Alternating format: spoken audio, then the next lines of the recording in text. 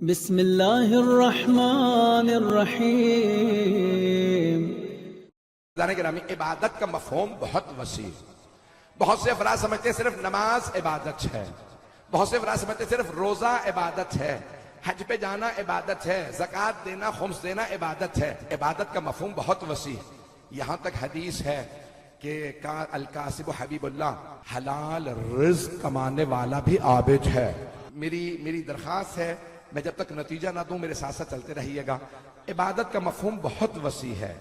عزیزان گرامی، حدیث نبوی ہے کچھ چیزوں کو دیکھنا بھی عبادت ہے۔ میں نے مکمل ہی نہیں کیا۔ دیکھیں، عبادت کئی مرتبہ زبان سے ہوتی ہے۔ قرآن پڑھنا عبادت ہے، ذکر کرنا عبادت۔ میں مجلس پڑھ رہا ہوں عبادت، آپ پڑھ نہیں رہے، توجہ، آپ سن رہے ہیں۔ مجلس پڑھنا بھی عبادت، مجلس سننا بھی عبادت۔ تو عزیزان گرامی، قرآن کو دیکھنا بھی عبادت۔ کہا نا یا رسول اللہ مجھے قرآن پڑھنا نہیں آتا، میں پڑھنا لکھنا نہیں جانتا۔ تو کہا جب کوئی پڑھ رہا ہوا کرے تو سن لیا کر۔ کہ میں باغ میں کام کر رہا ہوتا ہوں، دور ہوتا ہوں، نہ پڑھ سکتا ہوں نہ سن سکتا ہوں۔ کہ دیکھنے کو ملے تو دیکھ لیا کر۔ قرآن کو دیکھنا عبادت۔ عزیزان گرامی، 4 چیزوں کا دیکھنا پیغمبر نے کہا ہے عبادت ہے، عبادت ہے۔ اتنا وسیع مفہوم، 4 چیزوں کو دیکھنا۔ قرآن کو دیکھنا عبادت، قرآن کو دیکھنا۔ خانہ کعبہ، النظر الی المصحف عبادہ، النظر الی الکعبۃ عبادہ، کعبے کو دیکھنا بھی عبادت۔ اور حدیث نبوی ہے النظر الی وجہ علی ابن ابی طالب، میرے بھائی علی کے چہرے کو دیکھنا بھی عبادت۔ میرے بہت سے بزرگ، میرے بہت سے بھائی پہنچ گئے، مجمع کی توجہ رہے۔ حبیب خدا نے فرمایا علی کے چہرے کو دیکھنا بھی عبادت۔ ذکر کرنا زبان سے اور دیکھنا ہے آنکھ کا کام۔ تو حبیب خدا نے فرمایا میرے بھائی کو دیکھنا عبادت۔ ایک صحابی نے کہا یا رسول اللہ، آپ نے فرمایا تھا مسجد کوفہ میں میرے بھائی علی کی شہادت ہو جائے گی۔ کہا کب وہ جو بعد میں آئیں گے ان کا کیا ہوگا؟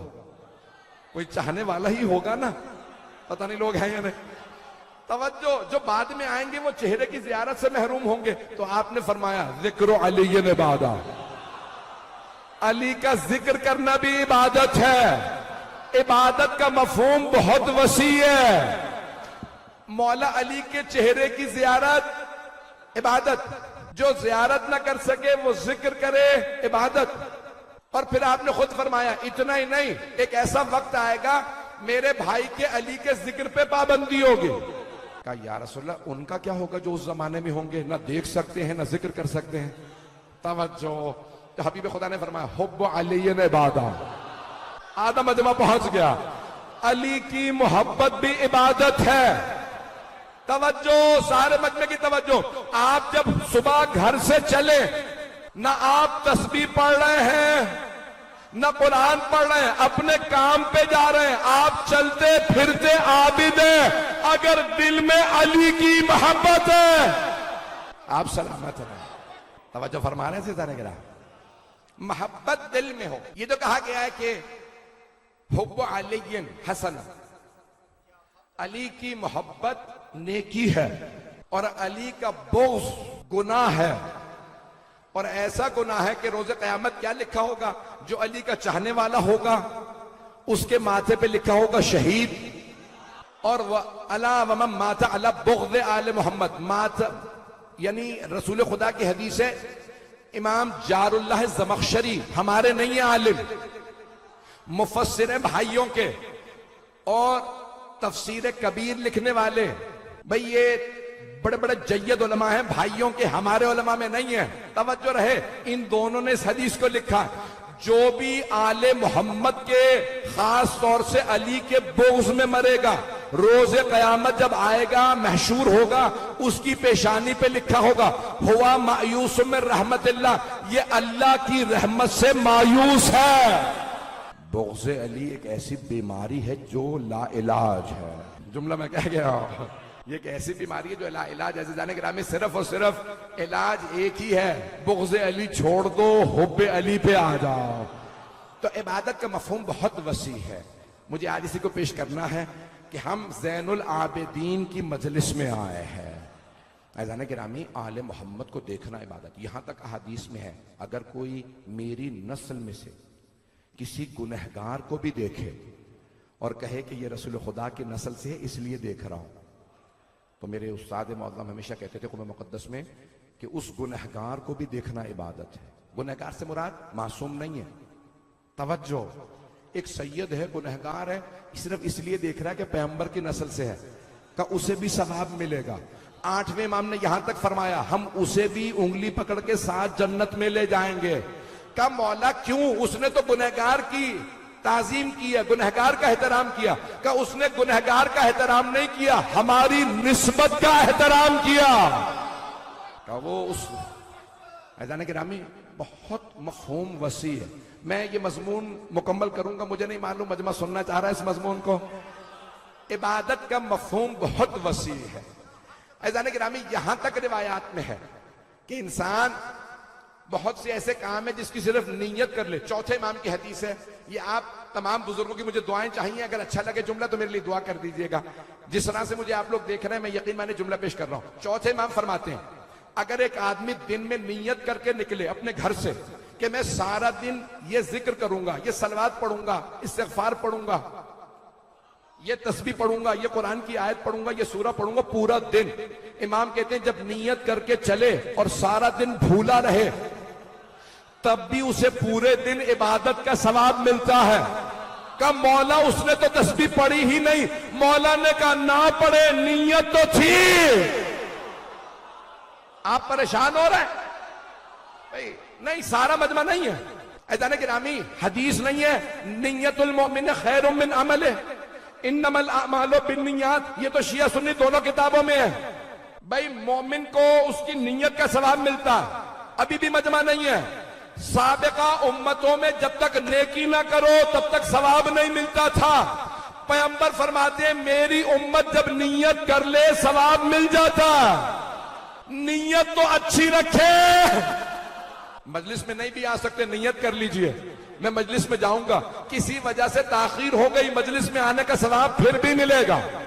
جو ابھی بھی پریشان ہے دوسری حدیث بھی پیش کر رہا ہوں، حدیث معصوم کی کہ قرآن کریم میں آیت ہے من جاء بالحسنۃ فلہ عشر امثالھا، جو بھی ایک نیکی کرتا ہے اسے 10 گنا ثواب ملتا ہے۔ قرآن کی آیت ہے، جو ایک نیکی کرتا ہے اسے 10 گنا ثواب ملتا ہے، ایک نیکی کا نہیں ثواب ملتا 10۔ چھٹے امام کی حدیث ہے جب نیت کرتا ہے تو ایک ثواب اسی وقت مل جاتا ہے، اور جب انجام دیتا ہے تو باقی 9 بھی مل جاتے ہیں۔ اسی لیے نیکی کرے نہ کرے نیت تو اچھی رکھے۔ اس لیے مومن کے لیے کہا گیا مومن ہمیشہ نیت اچھی رکھتا ہے۔ میں غریبوں کی مدد نہیں کر سکتا، پیسے نہیں ہیں، نیت تو کر سکتے ہو، پروردگارہ جب پیسہ آئے گا مدد کروں گا، پروردگارہ اگر پیسہ آیا تو میں مجلس کراؤں گا، اب مجلس نہیں کرا سکے، پیسہ نہیں آیا، تب بھی مجلس کرانے کا ثواب مل گیا۔ بھئی مجھے نہیں معلوم مجمع ہے یا نہیں ہے، نیت کرتے جائیے ثواب ملتا جائے گا۔ کئی افراد حج پہ نہیں گئے ہوں گے، زیارات پہ نہیں گئے ہوں گے، روز قیامت جب اٹھائے جائیں گے حاجی اٹھائے جائیں گے، زائر اٹھائے جائیں گے، کیونکہ جا نہیں سکے، نیت پوری تھی۔ ممنون ہوں آپ کی محبتوں کا عزیزان گرامی۔ یہاں تک حدیث میں ہے کہ انسان جب کسی کام کو نہ کر سکے، مومن کی سب سے بڑی نشانی یہ ہے کہ اس کی آرزویں بہت بلند ہوتی ہیں، اس کی تمنائیں بہت بلند ہوتی ہیں۔ میں کربلا میں کیوں آپ زیارت میں بار بار پڑھتے ہیں؟ چھٹے امام نے کیوں کہا ہر روز پڑھو؟ نہیں پڑھ سکتے ہر شب جمعہ زیارت پڑھو مولا حسین کی، ہر شب جمعہ نہیں پڑھ سکتے مہینے میں ایک مرتبہ زیارت وارثہ پڑھو، نہیں پڑھ سکتے سال میں ایک دفعہ ضرور پڑھو، اور کیا کہو یا لیتنی کنت معکم، اے کاش میں آپ کے ساتھ ہوتا۔ مولا میں کربلا میں نہیں تھا، کہا نیت کر لو میں کربلا میں ہوتا تو میں بھی جان دیتا، تمہیں بھی اپنی جان قربان کرنے کا ثواب ملے گا۔ میں یہ کہہ رہا ہوں کہ نیتیں مومن کی سب سے بڑی نشانی ہے، اس کا دل بڑا پاک ہوتا ہے، اس کی نیت بہت اچھی ہوتی ہے۔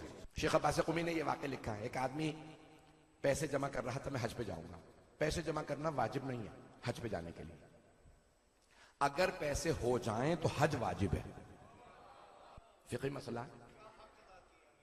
وَلِلَّهِ عَلَى النَّاسِ حِجُّ الْبَيْتِ مَنِ اسْتَطَاعَ إِلَيْهِ سَبِيلًا، جس کے پاس استطاعت ہو اس پہ حج واجب ہے، مستطیع بننا واجب نہیں ہے۔ پتہ نہیں لوگ ہیں یا نہیں، کچھ میرے بھائی پہنچ گئے۔ دیکھیں نماز کا وقت ہو جائے نا تو پانی حاصل کرنا واجب ہے، کیوں؟ کیونکہ وضو واجب ہے، لیکن حج کے لیے مستطیع بننا واجب نہیں۔ اگر استطاعت مل جائے تو حج واجب ہے، لیکن وہ آدمی پیسے جمع کر، میں حج پہ جانا چاہتا ہوں، میں مدینے مکے جانا چاہتا ہوں۔ کہاں رہتا تھا؟ کوفے میں، نجف میں۔ پیسے جمع کرتا رہا، پیسے جمع ہو گئے۔ اس نے کہا اس سال حج پہ جاؤں گا۔ ایک گھر کے سامنے سے گزر رہا تھا، وہاں ایک سید زادی رہتی تھی، بیوہ تھی، اس کے یتیم بچے تھے۔ اس نے سنا اندر سے یتیم بچوں کے رونے کی آواز آ رہی، رک گیا سننے کے لیے کیا کہتے ہیں۔ بچے سب رونے لگے، نہیں آپ ہر روز کہتی ہیں ہمیں گوشت کھلائیں گی، لیکن آپ کبھی ہمیں گوشت نہیں کھلاتی۔ رک گیا، یہ سید زادی ہے۔ ماں نے کہا نہیں میں انشاءاللہ تمہیں آج گوشت کھلاؤں گی، بچوں بیٹھ جاؤ۔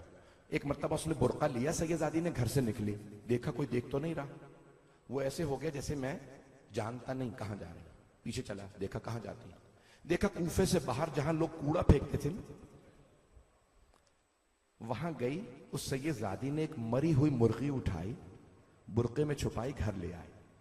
جب گھر آئی تو اس نے بچوں سے کہا بچوں آج میں تمہیں گوشت کھلاؤں گی۔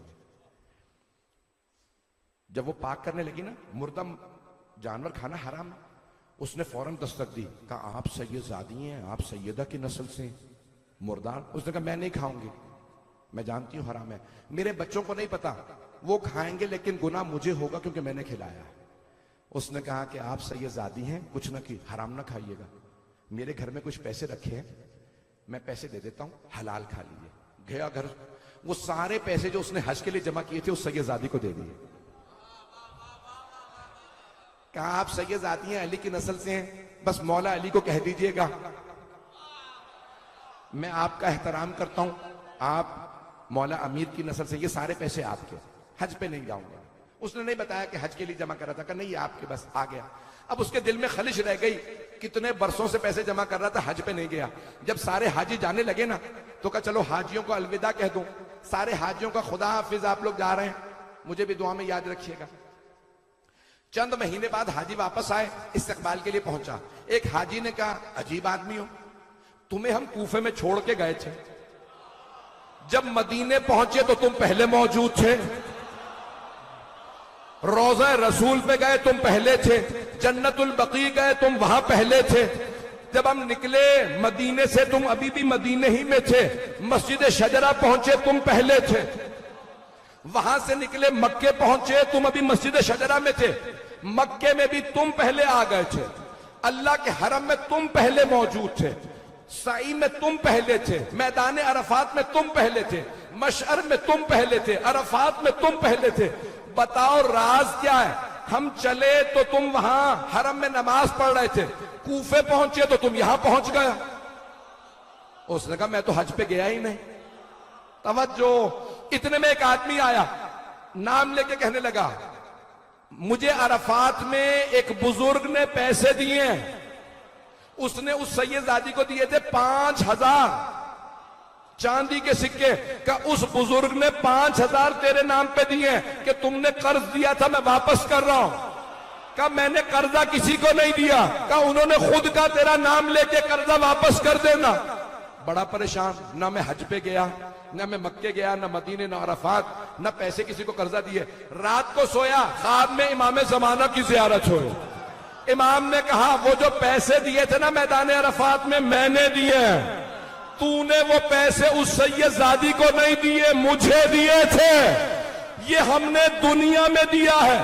اللہ نے ایک فرشتہ تیری شکل میں خلق کیا جو مدینے تیری نیابت میں حج پہ گیا، یہ دنیا میں ہے، آخرت میں اس سے بھی زیادہ ہے۔ نیت خالص رکھو، اہل بیت ادھار نہیں رکھتے۔